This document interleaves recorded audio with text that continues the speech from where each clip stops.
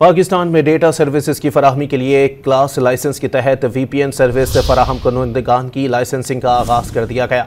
मज़ीद जानते हैं डॉट न्यूज़ के नुमाइंदे उमैद अली से। जी उमैद, बताइएगा सार्फिन को क्या फ़ायदे होंगे?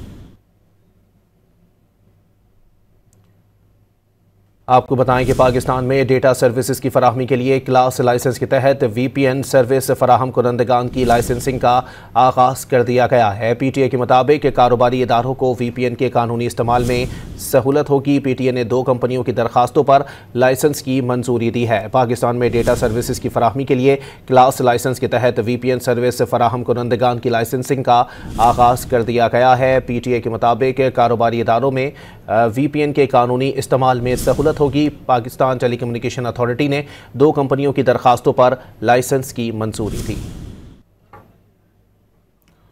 पाकिस्तान में डेटा सर्विसेज की फराहमी के लिए क्लास लाइसेंस के तहत VPN सर्विस फराहम करनेगान की लाइसेंसिंग का आगाज़ कर दिया गया है।